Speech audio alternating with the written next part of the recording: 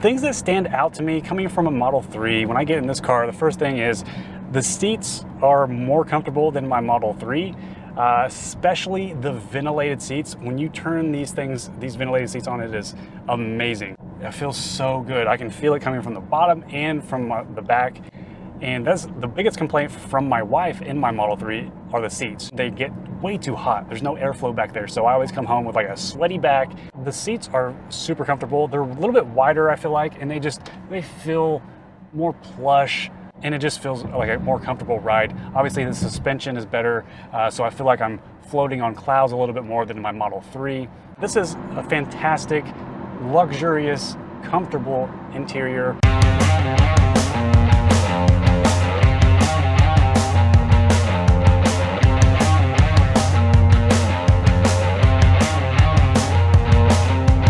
Hey guys, welcome to Connecting the Dots, the podcast where we follow the breadcrumbs and try to predict where disruptions will take us.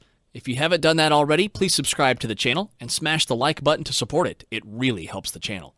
It's just a matter of time before Sandy Munro gets his Plaid Model S, goes on a road trip to see how it runs, and starts tearing it apart. If you're a Tesla fan, or you're an engineering nerd, if you like fast things, or like me, you're all of the above, I'm pretty sure you can't wait to watch that teardown. I can't wait to see the carbon-sleeved motors that rev faster than turbojet engines. I can't wait to see the new battery and the black magic that used to get Plaid acceleration from 18650 batteries. I can't wait to check whether some wild rumors are true. And mostly, I can't wait to see the latest version of Tesla's temperature management system. First, they had Super Bottle. Then, they had Octovalve. But that's what we already know. With Tesla's pace of innovation, chances are that Octovalve is already yesterday's news. Tesla doesn't stand still, and maybe Plaid's cooling technology uses something even newer to enable it to do these insane back-to-back quarter-mile runs without overheating. I can't wait to see all these, and chances are that same goes for you. We all want Sandy and his team to get the Plaid already and start making these videos because these technologies are exciting. But there are a few other things that I can't wait to see in Plaid that nobody is talking about. In this video, I'll discuss one of these breakthroughs, which I first tweeted about back in May, when spy pictures of the Plaid just started to come out. My tweet got mentioned in Tasmanian, shout out to Eva Fox, but with the never-ending stream of Tesla news, it got forgotten. Sandy's upcoming teardown reminded me of this exciting technology, so I'm posting this vid and waiting for Sandy to show me the truth. This video will talk about the new Model S seats, but will also mention the Octovalve. You might wonder, what on earth have seats got to do with temperature management and the Octovalve? And my answer to that is, it's Tesla. I won't keep you waiting, so here's the bottom line. In February 2019, Tesla filed a patent application for what they called a vehicle seat with an integrated temperature control system. In other words, they invented a new way of heating and cooling car seats that gives better heating and better cooling, while consuming much less energy. Tesla's engineers scored a huge triple win, and chances are that the new Model S has these seats. In this video, I'll first describe the general idea behind the patent application and the problems it tries to solve. I'll then describe the engineering behind the patent and what makes these new seats so special. I'll give my opinion on whether the new Model S uses it, and after showing what we know about the seats, I'll wrap things explaining why what we don't know is even more important, and why I can't wait for Sandy to reveal the truth. And some of you have suggested, why don't you set up a Patreon page? So I've done just that, and set up patreon.com/connectingodots, and you can go there and support the show for as little as $1 a month. This will help me improve the technical quality of the videos, and mostly invest more time into delivering more quality content faster. So if you want to support the show, you can head over to patreon.com, and together we can make this channel grow. And to all of you who like my videos and subscribe to my channel, thank you so much. It really means a lot. Now, let's buckle up and get ready, because this story is about engineering disruption, and disruptions are never boring. So, what's with this patent? We'll start with the main idea. Tesla engineers found a new way to make heated and cooled seats that provides better heating, much better cooling, and does this using much less energy than regular heated and cooled seats use. I'll leave the efficiency part for later and first show what I meant by better cooling. You know how old luxury brands like Mercedes snub Tesla as being too minimalistic, low quality, and not luxurious enough? This should end all that. If I'm correct, on a hot day, take the owner of any luxury Mercedes, BMW, Bentley, or Rolls-Royce, and go for a drive first in their car, and then in the Tesla with seat cooling on. Chances are they'll curse going back to their own car and place an order for Model S the very same day. No luxury brand offers anything like it, and there are many reasons why. Let's see how seats are usually made. So we're gonna show you how things are done. So the first thing we do is we usually take the skins off. These are sometimes called bags, and in this case, it would be the bag and a cushion. This part here is called the cushion. And inside here, apart from having some foam and the outside skin, this also has heated seats. So you can see back in here, we're not going to tear it apart too much, but you can see in here that there's a wire grid inside this cloth, and that heats up just like your toaster, and that's what keeps your back warm. So this has been pulled out. We had to, in order to get this out, we had to remove the headrest. So the headrest is back in, but you can see where it used to go inside here. So that's the seat back. Then you've got the cushion. The cushion is also heated. So you can see here that's the cable that goes in. We didn't really tear it apart because in this particular case, the seat heater is in the foam. It's foamed over the top of the actual cushion, if you like. Maybe I can pull this out, but I doubt it. Oh, maybe I can. All right, here you go. So there you go. That's just proof positive that there is a heater in here, but I just can't get to it. So seats are made from foam, and more foam, covered by a cover layer made of fabric or leather.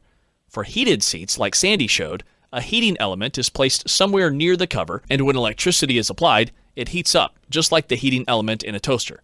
The seat's heating element heats the seat's cover layer at places touching the occupant's body. So heated seats are simple and relatively efficient. Ventilated seats add a fan beneath the seat cushion and use perforated foam. The fan throws air through the perforations towards the passenger. Well, that's right here. This is the fan housing, and there's a fan inside of there, and when you cut on your ventilated seat portion, it blows air through, and this is actually the seat back. You can see it's flipped upside down, but here's your seat back, and this portion is what causes the air to circulate through to make your seat cooler. This sounds simple too, but in fact has problems. The heating elements we showed before can't be used, as they would block the airflow. Instead, heating elements are placed in the fan's air intake so that it heats the air which is blown towards the occupant. This is incredibly inefficient, so costs energy and range, because a lot of the heated air doesn't even reach the occupant's body, and because passing heat through perforations and insulating foam is very inefficient. If that's not enough, ventilated seats are usually pretty noisy, and the underseat fan crouches on legroom for rear seat passengers and prevents them from placing their legs under the front seat. Some manufacturers also offer cooled seats. Usually this is done by replacing the heating element in the fan intake with a thermoelectric device which utilizes the Peltier effect. A quick peek under the seats lets you see the seat blower. But I was puzzled by the lack of connections to the car's HVAC. Or more specifically, I was expecting, at the very least, an air conditioning hose coming from the car's AC unit under the hood. But there was no such connection, only a small electronic box that was connected a few inches away from the blower motor. Was it possible that this little black box was cooling and perhaps heating my seats? And if so, how is this possible? The first answer is yes. The black box in the CCS is a type of thermoelectric device, or TED. Simply stated, when you apply an electrical current to the thermoelectric device, one side of the TED gets cold and the other side gets hot.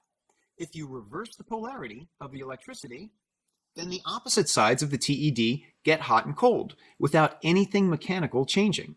Determining the direction of the current controls whether the side inserted in the fan's intake gets heated or cooled, resulting in heated or cooled seats. The cooling option has all the drawbacks of ventilated seats and adds a price in heating efficiency, as thermoelectric devices tuned for cooling are usually less efficient at heating than resistive heaters. In addition, the cooling itself is minor and usually only reduces the air temperature by about 3 degrees Fahrenheit. Certainly there's a lot of room for improvement, both in providing more pleasant heating and cooling and raising efficiency. So what's in this patent? Let's check and find out. The patent application relates to a temperature control system for a vehicle seat. The temperature control system provides cooling and/or heating of one or more portions of any seat in a vehicle. So it's a temperature control system that could heat or cool the seating cushion and/or the backrest of any seat in the vehicle. But what does it include? The temperature control system includes a number of components, such as multiple layers of different materials, a fluid pump, and a heating element, working together to provide active cooling and/or heating of the seat. Here's where it gets interesting. Tesla is actually suggesting liquid-cooled seats, where the seat is built in several layers and a heated or cooled liquid is pumped through one of the layers to provide heating or cooling. We'll get to that later, but why is it good anyway? The temperature control system provides a low-cost, low-noise, power-efficient, and effective method for cooling and/or heating of the seat. So if Tesla is correct, they address almost all issues that heated and cooled seats have. This sounds too good, so let's see how they do it. The system includes a cover layer, a base layer, and an intermediate layer sandwiched between them. The cover and the base layer are very simple. The cover is where occupants sit or rest their backs on, and the base is just a layer made of foam or some other material. Nothing special here. The intermediate layer is where all the magic happens, as it enables fluid to flow through it. If the fluid is cold, it cools the cover layer and the occupant's underbody, and if it's hot, it heats them. This is extremely efficient because just like with regular heated seats, it operates through direct contact, without the losses involved in heating or cooling air that ventilated seats suffer from, and without fan noise. The system also includes one or more fluid pumps used for moving the fluid through the intermediate layer, and heating elements used to heat the fluid. The patent provides many options for everything, such as which types of fluid can be used, which types of pumps, how to enable fluid to pass through the intermediate layer, etc. But the basic mechanism of the system is the same. Fluid flows through the intermediate layer. If it is cold, it cools the cover, and if it's hot, it heats the cover. That's all. All this is so important because of two reasons. The first is to give the driver and passenger a wonderful, luxurious feeling in what is Tesla's luxury flagship, but the other is plain efficiency. Heated seats save range because they heat the driver, and if needed, the passenger directly, instead of setting the HVAC higher to heat the entire cabin even more. But as we saw, heated and cooled seats are amazingly inefficient, and Tesla's patent combats that. They enable you to have a much better experience while saving a lot of energy and range. So the patent is amazing, but does the new Model S have it? At first I was pretty optimistic about Model S having these seats, but now I'm unsure and waiting for Sandy to tell us. Here's what we know. Let's start with the car specs. The sales page says heated seating all around and ventilated front seating. If it's just ventilated, then Plaid doesn't have it. But let's move on to the infotainment. Here's the infotainment of a previous Model S with heated seats only. The only temperature control for the seat is a simple button with 3 heat settings. When heated and ventilated seats, the controls changed to auto, heat, and a fan icon for ventilation. But the new Model S is different. It has auto, heat, and cool. This is new. So despite the sales page, the seats are cooled, but this could be regular cooling similar to what Mustang GT has. The reason I thought it's better than that are the reaction videos I watched. Here's a few examples. Things that stand out to me coming from a Model 3, when I get in this car, the first thing is the seats are more comfortable than my Model 3, especially the ventilated seats. When you turn these ventilated seats on, it is amazing. It feels so good. I can feel it coming from the bottom and from the back. And that's the biggest complaint from my wife in my Model 3 are the seats. They get way too hot. There's no airflow back there, so I always come home with like a sweaty back. This actually has ventilated seats. So if we click on the seat icon, we can make it 3, these are not gonna be bacon strips, these are gonna be like cold bacon strips, but let's see, turn them on and, oh yeah, you could choose between heat or cold, and if you choose heat, it turns to red, cool turns to blue. So, okay, so you can feel the air coming down the back, which is really nice. I don't think it's coming out from the bottom, but it's definitely coming out from the back. You could definitely feel the air. It's a nice, pleasant, cooling feeling.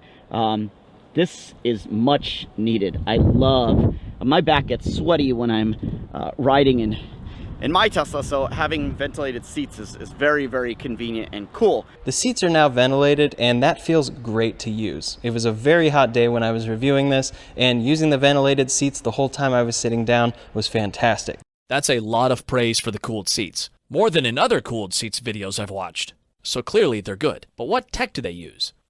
To make double sure, I checked with new Model S owners. Michael Finger replied to my question on YouTube with an excited, "It actually cools." Then, my Twitter friend Bill Flatley sent me this. "I believe the cooled seats use air. I can hear it. They work well. My 2018 Model S had them as well, but these are more comfortable." He gave many other insider tips on owning the Plaid, but regarding the seats, I'm back to square one. But then again, maybe what he's hearing is the fluid pump. And there are videos on YouTube saying how much room there is under the front seats for rear passengers to place their feet. The new Model S is supposedly much roomier for rear passenger feet than the previous car. So bottom line, the jury is split. These could be just ordinary cooled seats, or they could be the new patented ones. And I can't wait for Sandy's teardown to tell the truth. One more thing before hitting the fun stuff. You might be thinking, if this is so good, why hasn't it been developed before? And the answer is that only Tesla could invent this. Really. It's not that other car companies don't have good engineers. Many of them do. But their hands are tied. There are several reasons for nobody thinking of this until now. The first is that inventions are made to solve problems, and ICE cars don't have a range issue. They do want to lower fuel consumption, but no need for ICE cars to sweat out the details like Tesla does. But now they're making EVs and have the problem. But you know what they aren't making? Seats. So the second reason that car makers won't even think of optimizing seat cooling to gain range is that seats are outsourced to a handful of large seat makers. And although these tailor seat design for each car, underneath seats are very much off-the-shelf products. With car makers obsessed on buying off-the-shelf, they don't even think about trying to save range through special seats. And if car makers don't order changes in seats, I think you'll agree that we can't expect seat makers to even think about range. Another reason is that ingrained corporate structure and policies with OEMs stifle first principle thinking. Most research focuses on making small improvements on existing designs, and breakthroughs like this are not welcome. And there's one more reason that only Tesla could have invented this seat, and if this one is true, it is truly mind-boggling. The reason relates to octovalve, which brings us to the final part of this video. So far, we only discussed what the patent tells us, but the real fun begins when moving to what it doesn't tell us. Let's recap what we know, and build up from there. The patent tells us that the seats use a base layer, a cover layer, and an intermediate layer. And the patent tells us that pumps drive fluid through the intermediate layer, so that when the fluid is hot, it heats the cover layer and the seat occupant, and when it's cold, it cools them. And the patent tells us there are heating elements which can heat the fluid, or possibly the cover layer. But what the patent doesn't tell us is how the fluid is cooled, and this leaves room for speculation. One option is to use a thermoelectric device in place of the heating element, just like the thermoelectric device in the Mustang GT seats, only without the losses involved in heating air. This could surely work, but if I easily thought about it, why didn't Tesla even mention it in the patent? Another option is to pass the coolant through some cooling cycle, like in air conditioners or heat pumps. This could work, but installing such a system for each front seat would cost a lot and add parts, which is not the Tesla way. So maybe they would interconnect the seats and have them share a single cooling system, with the pumps only driving fluid to occupied seats. That could do the job and is much simpler than having two systems. But what's even cooler, you guessed it, if seats are connected to the same cooling system, why not connect them directly to the car's main thermal management system? Just add another input and output, turn the octovalve into a decavalve, connect the seats, and you're good to go. No need for a separate cooling system, and everything is optimally managed by the same controller. OEMs would be horrified of the idea of connecting the car seats to the car's thermal management system. Everything in cars is encapsulated, produced by outside suppliers, often generic and off the shelf. They would be afraid of coolant leaking from the connectors, yet, as Sandy showed us, they use much more connectors than Tesla does in traditional areas outside the cabin. Thinking from first principles, connecting the seats to the octovalve and main thermal management system is the optimal way to do things. It adds range, reduces parts, lowers cost, and is possibly much simpler than traditional methods. As an engineer and an engineering fan, this truly excites me. So I don't know whether or not the new Model S has these new seats, but the one thing I do know is I can't wait for Sandy to help me find out. That's it, guys. What do you think? Am I right or am I wrong? Does the new Model S have these seats, or does it use conventional seats?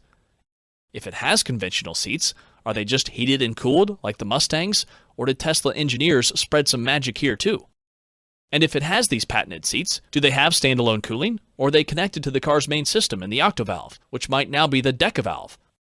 And seats aside, how excited are you to see Sandy's teardown of the Plaid? Let me know what you think. I'd love to hear your opinion on this, and I read all your comments. If you found this video interesting, please like and subscribe to help me start growing the channel and get notified on upcoming videos. Also consider supporting me on Patreon for as low as $1 a month. It'll really help me invest more time into delivering more quality content faster. So if you want to support the channel, you can head over to patreon.com and together we can make this channel grow. Feel free to contact me and follow me on Twitter, where I am Connecting No Dots. Special thanks to Bill for his Plaid insights. You can follow him on Twitter, where he's flatly_Bill, or I See You Plaid. I really appreciate your being here. It means a lot. Till next time, I am Connecting the Dots, and you are amazing.